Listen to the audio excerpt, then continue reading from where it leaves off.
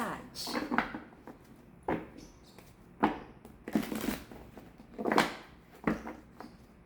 This is a Sagittarius, Sun, Moon, Rising, and Venus collective bonus reading for the month of June.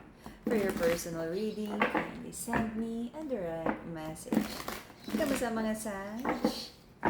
Kamusta? Anong meron? Anong bago? Anong paulit-ulit na ginagawa? This is Sagittarius, Sun, Moon, Rising, and Venus collective bonus reading for the month of June. Collective energy ng mga Sag, please. Collective energy ng mga Sag. Collective energy ng mga Sag. Paalala, ang nag-iisang account na Mystic Siren ay kay Angeles 11. Any messages coming from a different account? Hindi po ako yun. Mag-ingat sa scammers. Let's see. Sagittarius, Sun, Moon, Rising, and Venus collective bonus reading for the month of June. Collective energy ng mga Sag. Collective energy ng mga Sag. Alright. Let's see. Pag-ibig. Ano ba yan? Ba't puro pag-ibig ang nakikita ko ngayon? Okay? Retrograde. Ingat, no? Any connections na maring ma-reconnect, reconcile, mabuo during retrograde season, hindi siya ganun ka-stable. So, may extra effort to make that reconnection or kung ano man yung mga binibuild nyo na potential love connections or negosyo during the retrograde season. Okay, pag-ibig. Someone hold back na mag-express ng love, but it feels like ready na ang ating mga Sag sa pag-ibig. Moving forward, may isang pag-ibig dito na inaayos, nare-reconcile, pinupursue. Marami kang iniisip. Okay.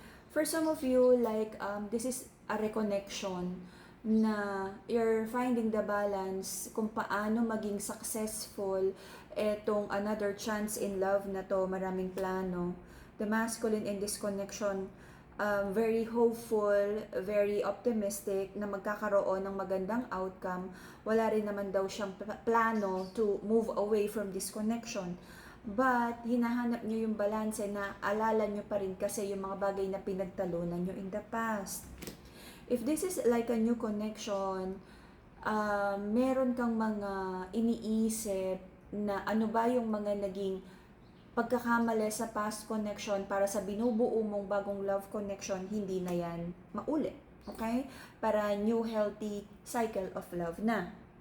You're trying to make the best decision pagdating sa pag-ibig that you're trying to rekindle. You're trying to heal pa rin. Okay? The feminine in this connection, marami siyang gustong sabihin dun sa current connection na nagkaroon ng mga issues in the past. Magiging honest siya. And I feel ginawa na rin naman ng feminine to in the past. Sinabi na niya, ito yung mga nangyari, ayoko nang maulit. If like mag-version 2.0 tayo ng relasyon na to, tama na yung ganun, tama na yung ganyan, nakakapagod. Nauwi lang sa hiwalay, nauwi lang sa doubts, trust issues, and painful situation. Yung masculine sa connection na to, every time na nagkakaroon ng conflict, very distant, runner energy, avoidant personality. Ngayon, nagdadalawang isip ka na kung tama pa ba with the record of this relationship na parang ganon ka-challenging for the both of you na mag-usap man lang. So, paano na yung mga next? Ang dami rin naging kasinungalingan sa relasyon na to. Daming betrayal, hot and cold energy, akala mo okay na, biglang hindi naman pala. Okay. For some of you na nagsisimula ng bagong pag-ibig, but I feel konti lang yun eh. Tinitignan mong mabuti kung may red flag, bago ka sobrang magtiwala, and ano rin yung mga naging pagkakamali mo in the past para hindi na maulit sa bagong cycle ng pag-ibig na to. The reason for the reading is may mga bagay na nilet go ka na, especially sa side ng masculine. It feels like hindi na pahalagahan ng masculine ang connection na to, kaya nag-crumble. Ingat din sa paggastos. This is also like heads up no, na parang i-check mo yung mga spending habits mo. It's not because wala kang malaking ipon or hindi mo pa na-achieve yung goals mo, not because wala kang trabaho or pangit yung compensation, but it's because yung handling of money mo. Okay? Recent past, meron kang iniisip na conversation, may gustong kausapin, gusto mo ng maayos, malinaw na pag-uusap. Sa side ng masculine, gusto niyang mag-reach out sa kanyang feminine pero natatakot siya baka i-reject siya, baka hindi magkaintindihan.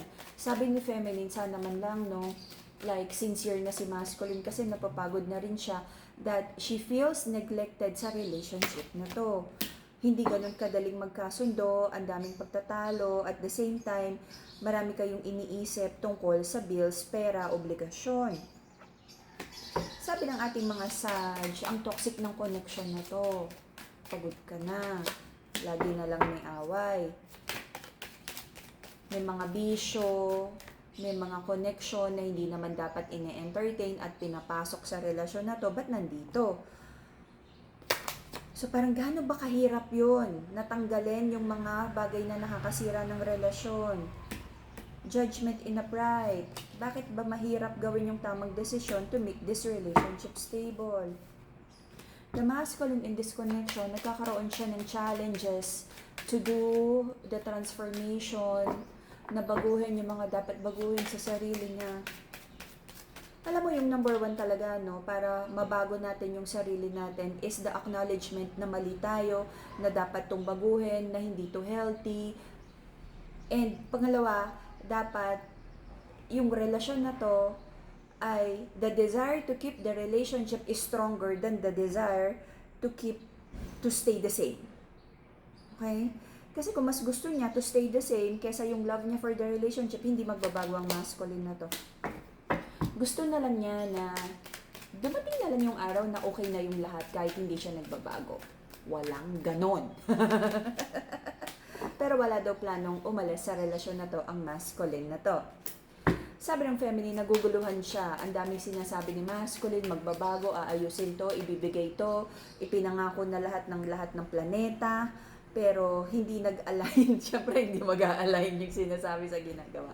Ang daming pangako, pero walang natupad, puro salita, puro paasa, hindi mo alam. Okay, etong mga pangako na to, like hindi na gagawin, ibablock na to, titigilan na yan, hindi na mag-iinom, iiwasan na si barkadang ganon, puro salita, but walang kasamang change behavior. Kaya nadi-disappoint ang feminine sa connection na to. Okay, you might be dealing with a Taurus, Libra, Capricorn, Taurus, Capricorn, Virgo. Okay. In the next 3 months, until the end of September, it feels like lalo na kung may involved na kasal, bata, living in together, hindi ganun kadali para maayos nyo to. Nandyan pa rin yung unfair situation. But it feels like si feminine ang magdadala ng relasyon. Siya yung mas iintindi, siya yung uunawa to keep the relationship together. But sabi ni masculine, gagawin naman niya yung lahat ng alam niyang tama para din to meet the expectations ng feminine sa connection na to. May parating na magandang blessing, focus sa pera, tigilan na yung pag-aaway. Alam niyo yun, yung pag magulo sa bahay or yung relasyon, parang nababadjuju yung buhay, yung stability, yung pera. Okay? But it feels like, especially dun sa may involved na kasal, pangako sa pag-ibig, mag-stay kayo together. But nandun pa rin yung toxicity, disagreements. Ipaglalaban nyo ang pagmamahalan. Ipaglalaban nyo lalo na kung may involved na kasal. Pero sabihin natin, si feminine talaga yung nagdadala ng relasyon para siya yung glue, no? Para hindi gumuho. May potential naman na victory. Parang ganito rin yung basa natin sa Sag. Doon may mga misunderstanding, may trust issues, may mga bisyo. But because of the effort and understanding and wisdom ng feminine, mag-stay kayo together. Kung sino man yung ina-entertain na third party, it feels like tatalikuran. Hopefully, mapanindigan.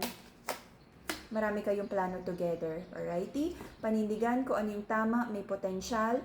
Kung iiwasan si third party, nakikita ko yes. Pero ang challenge is yung commitment na iwasan yung mga hindi. Kung tatanungin mo ako kung sincere ang pangako ni masculine, yes.